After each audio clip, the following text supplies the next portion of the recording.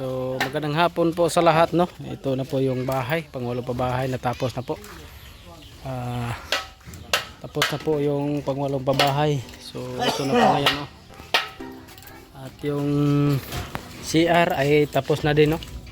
Ito na po yung CR nila. So may pituan na po yung CR, oh. Okay na po yun, no. So, very cute. Cute yung CR nila, oh. Ayan, no, may pintuan po yung CR. Ayan na. Tapos na po yung bahay, pangwalong pa bahay.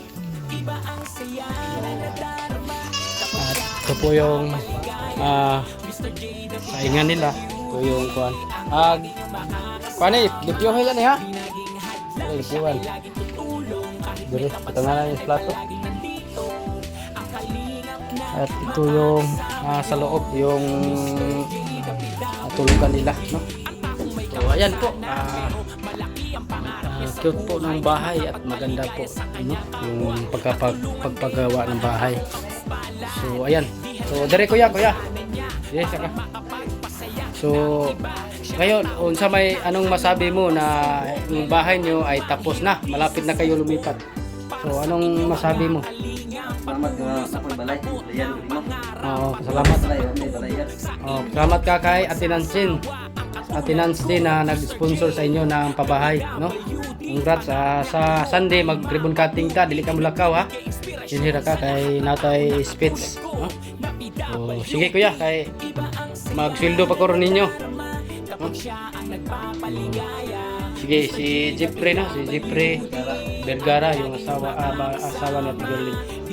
So, ayan po, no? Tapos na po yung bahay ninyo. Sige kuya. Salamat. So, ayan po. Yung bagong bahay. Tapos na po. Ayan, no? Maganda po tingnan. Yung bahay nila. Maliit po. Ina mo asawa ha, pabutangan na rin mga bulak. Di na kayo dugulon. Lagyan ka para nindot yung tawon. Muguna sa kasagaran sa mong pabalay na bulak para nindot yung tawon ang balay.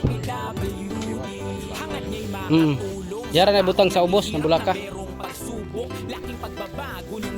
ayan po, no? Tapos na po yung pangwalong pa bahay.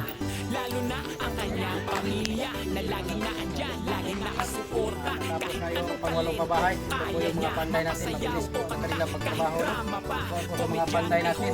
Kung sa may mastorya ninyo nga pagpaglikay yung trabaho. Walang sino man ang makakahadang sa kanyang pangarap siya iba ang saya na nadarama kapag siya 5 days no, tapos nilang bahay 5 days po. So mag-window na po tayo sa kanila. Magandang wanto. Magandang tagwanto. 1,000. Makakasama nyo dito. Kapag siya ang nagpapaligaya, Mr. J na PWD ang lagi nyo makakasama. Di naging hadlang, siya ay laging tutulong kahit may kapagsan ay palaging nandito. Ang kalilang mo trabaho, bigyan natin sila na sama nyo. Mr. J na PWD. Ano mang pagsubok, ano mang problema, meron makakasama Mr. J na PWD. Ano mang pagsubok, ano mang problema, meron kang makakasama Mr. J na PWD. Nadarama kapag siya ang nagpapaligaya, Mr. J na PWD ang lagi niyong makakasama. Laging hadlang siya ay po natin si Jeffrey nagtrabaho po sa kanilang bahay para mabilis po ang pagkatapos. So meron ng pambili ng gatas. So ikaw, anong masabi mo na ayan na ang bahay mo, no?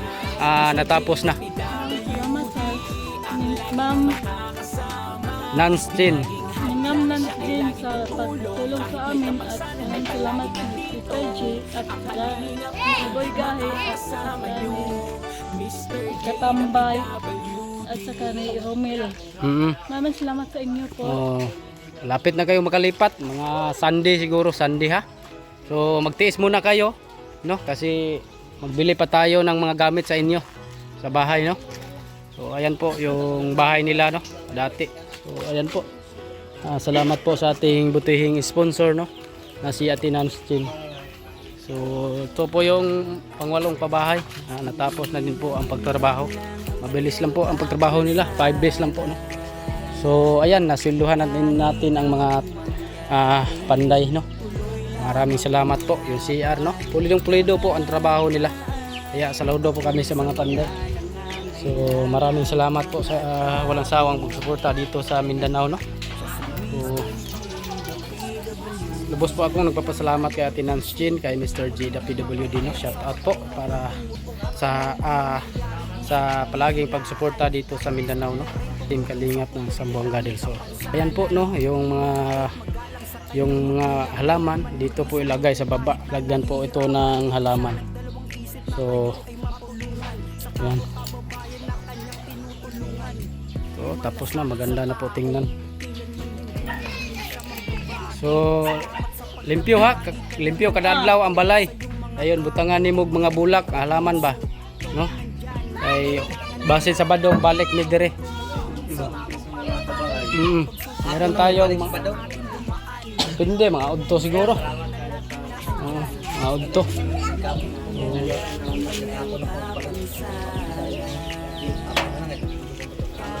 Pwede nag-Domingo ko sa buntag. So ayan po, no. Maraming salamat po. Salamat. Ate Nancy, kaya mo nagtulong kami sa babahay. So ayan po, no. Salamat po tayo kay Mr. G, the PWD, no.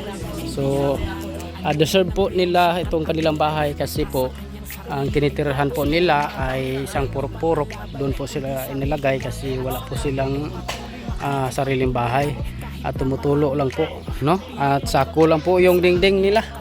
So nakita po natin, kawawa din po ang mga bata na sa ganitong sitwasyon na nakatira lang sa sako lang ang dingding at hindi po safety ang kanilang bahay. So ayan, congratulations sa pangwalong pabahay ng Team Kalingap Zamboanga del Sur sa pamunuan po ni Mr. G, the PWD, ang taong may kapansanan pero may pangarap po sa buhay. So congrats po at God bless po sa ating butihing sponsor. Mabuhay po kayo, ma'am, and thank you so much sa inyong patuloy na pagsuporta dito sa amin sa Mindanao. So ayan na po, bye bye po sa lahat. God bless.